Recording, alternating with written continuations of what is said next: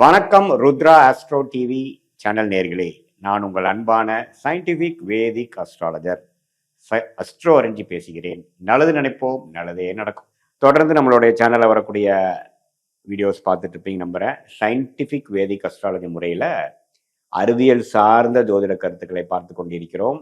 எந்த விதத்திலும் மூட நம்பிக்கையில் போகாமல், பரிகாரங்கள் அது மாதிரி விஷயத்துக்குள்ளெல்லாம் போகாமல், உள்ளது உள்ளவாறு ஜோதிடம் எப்படி செயல்படுகிறது, எப்படி நம்மளுடைய போன ஜென்மத்தின் கர்ம பலன் இந்த ஜென்மத்தில் சாதகமான பலன்களாகவும் சாதகமற்ற பலன்களாகவும் உருவடிக்கிறது. அதுக்கு ஒளி தத்துவம் சயின்டிஃபிக் முறையில் எப்படி செயல்படுகிறது அப்படிங்கிறது துல்லியமாக பார்த்து கொண்டிருக்கிறோம். அந்த வகையில் இந்த வீடியோவில் கடகராசிக்காரர்களுக்கு ஜூலை மாதம் 2025 எத்தகைய ஒரு மாதமாக பலாபலன்கள் நிறைந்த ஒரு மாதமாக இருக்க போகுதுங்கிறது பார்க்க போகிறோம்.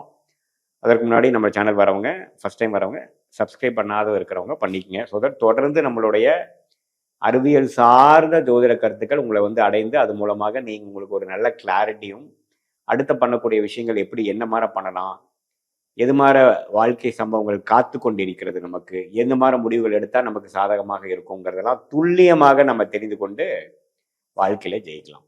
வாங்க வீடியோக்குள்ள போவோம்.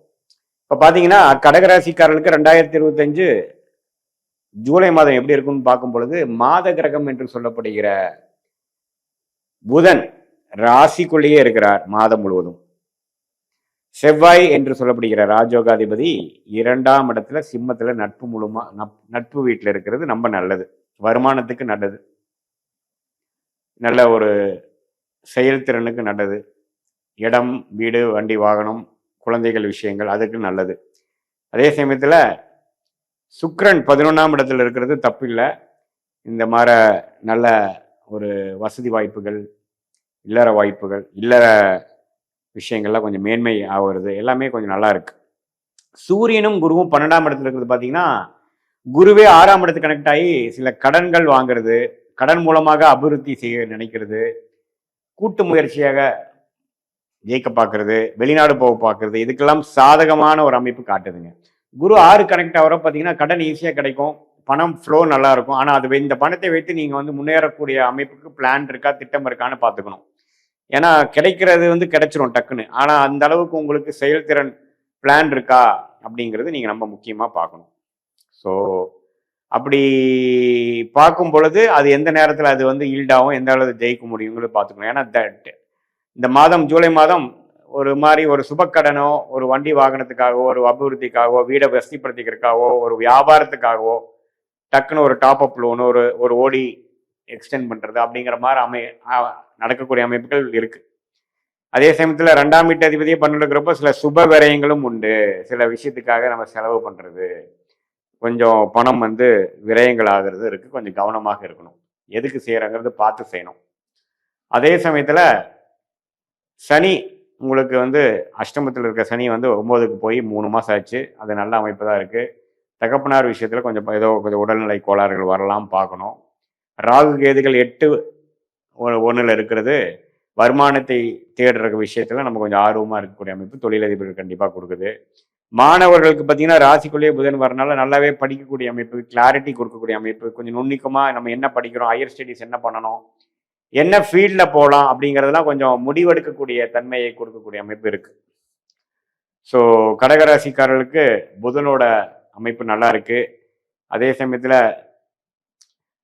ராகு கேதுகள், சூரியன், குரு, அது எல்லா கிரகங்களும் ஓரளவுக்கு சாதகமான விஷயங்களும் இருக்கு. அதே சமயத்தில் செலவுகளும் அலைச்சல்களும் உண்டு.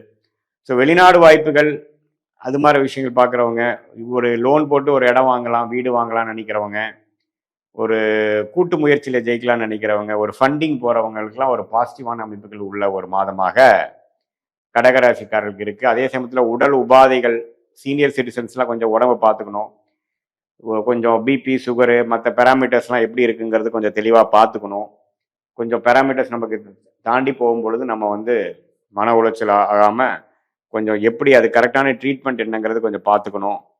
அதெல்லாம் கொஞ்சம் முக்கியமான ஒரு விஷயமாக எனக்கு படுகிறதுங்க. மற்றபடி பார்த்தீங்கன்னா கடகராசிக்காரருக்கு அஷ்டம சனியிலேருந்து வெளியில் ஒரு புதிய டைரக்ஷனில் போகும்பொழுது சில அபிவிருத்திக்காகவும், சில வாழ்க்கை மாற்றத்துக்காகவும், வாழ்க்கையின் கட்டாயத்துக்காக சில ஃபினான்ஷியல் விஷயங்கள், குடுக்கல் வாங்கல், சுப விரயங்கள் செய்து அது மூலமா பொருள் ஈட்டி அது இன்னொரு இடத்துல இன்வெஸ்ட் பண்றது, லோன் மூலமா சில பண்றது, வெளிநாடு போக ட்ரை பண்றது, எஜுகேஷன் லோன் வாங்குறது, அது மாதிரி சில விஷயங்கள்லாம் ரொம்ப பாசிட்டிவா நடக்கக்கூடிய அமைப்பு. இதுவரையே வந்து நடக்காத விஷயங்கள்லாம் கொஞ்சம் பாசிட்டிவா நடக்கும். அதே சமயத்துல ரியல் எஸ்டேட் அது மாதிரி இருக்கிறவங்களுக்கு ரொம்ப நல்லா நடக்கும். ஒரு உங்களுக்கு பிடிச்ச கட்டடம், பிடிச்ச ஒரு இடம் கிடைக்கும் ஃபியூச்சர்ல அது பிஸ்னஸ் பண்றதுக்கு. அது மாதிரிலாம் நல்ல ஒரு அமைப்பு கொடுக்கக்கூடிய, அதே சமயத்துல 8ஆம் இடத்திலேயே ராகு வந்து குரு பார்வை பண்றதுனால கொஞ்சம் அந்நிய சூழ்நிலை, ஒரு நார்த் இந்தியன் டிராவல் போறது, ஒரு அந்நியர் மூலமா கொஞ்சம் பெனிஃபிட் ஆகுறது, அது மாதிரி விஷயங்கள்லாம் இருக்கு. நைட் நேரத்துல வந்து டிராவல் பண்றதை கொஞ்சம் அவாய்ட் பண்ணிக்கங்க. முடிஞ்ச வரைக்கும் பார்த்தீங்கன்னா டே டைம்ல எல்லாமே கொஞ்சம் பண்ணக்கூடிய அமைப்புகள் பண்ணுங்க. இது கடகராசிக்காரர்களுக்கு பொதுவாக பார்க்கும்பொழுது அஷ்டம சனியிலேருந்து நல்ல ஒரு பிரேக் ஆகி வாழ்க்கையில நல்ல மாற்றத்தை கொடுத்து அடுத்த நியூ டைரக்ஷன்ல போய் ஒரு அபிவிருத்தியை நோக்கி மாணவர்களாக இருந்தாலும் சரி, இல்லத்தரசிகளாக இருந்தாலும் சரி, ஒரு டெவலப்மெண்ட் ஓரியன்டா இதுவரை கடந்த 2 வருஷத்துக்கு கம்பேர் பண்றப்ப இப்போ கொஞ்சம் வேற டைரக்ஷன்ல போய் கொஞ்சம் நம்ம ஜெயிக்கலாம், let's get a move on in our life அப்படிங்கிற மாதிரி ஒரு அமைப்பு கண்டிப்பா கொடுக்கக்கூடிய மாதத்துல முதல் 2-3 மாதத்துல ஜூலை மாதமும் அடங்குதுங்க. ஸோ அதனால கொஞ்சம் செலவுகள் அதிகமாக இருக்கிற மாதிரி வந்தாலும் முன்னேற்றத்தை நோக்கி தான் போகக்கூடிய அமைப்புகள் பொதுவாக அமைப்புகள் வந்து கோச்சாரத்தில் வந்து கடகராசி காட்டுது.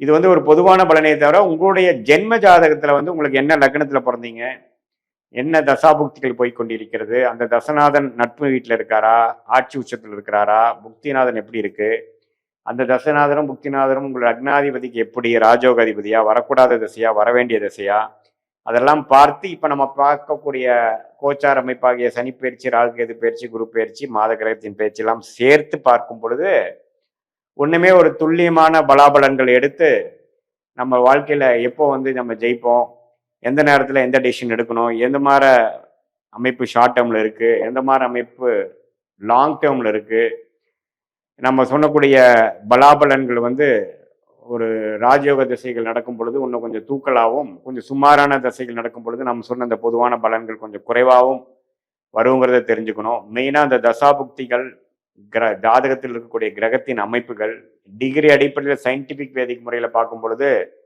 ஷார்ட் டேர்ம், லாங் டேர்ம்லாம் எப்படி இருக்கு, நம்மளுடைய ப்ரொஃபஷனல் லக்கியான ப்ரொஃபஷன் என்ன, எந்த நேரத்தில் வேலையை மாற்றுறது நல்லது, எப்போ நமக்கு வந்து பிஸ்னஸில் டெவலப்மெண்ட் உண்டு, எப்போ நமக்கு கல்யாணம் நடக்கும், எப்போ காதல் கைகூடும், அது மாதிரி சில விஷயங்கள்லாம் நுணுக்கமாக நம்ம பார்த்து இந்த கோச்சார அமைப்போட சேர்த்து பார்க்கும் பொழுது இந்த இந்திய வேத ஜோதிடம் சயின்டிபிக் முறையில் பார்த்து அது மூலமாக தக்க முடிவுகளை எடுத்து நம்ம வாழ்க்கையில நம்மளுடைய கர்மாவோட சேம் டைரக்ஷன்ல நம்மளுடைய செயல்பாடுகளை அலைன் பண்ணும் பொழுது நம்ம அருமையான பலன்கள் எடுத்து தேவையில்லாத சமய விரயங்கள், தேவையில்லாத பொருள் விரயங்கள்லாம் செய்யாமல் வாழ்க்கையில் எளிதில் நம்ம வெற்றி பெற முடியுங்கிறத நான் சொல்லிக்க விரும்புகிறேன். மீண்டும் மற்றொரு காணொலியில் சந்திப்போம். நன்றி, வணக்கம்.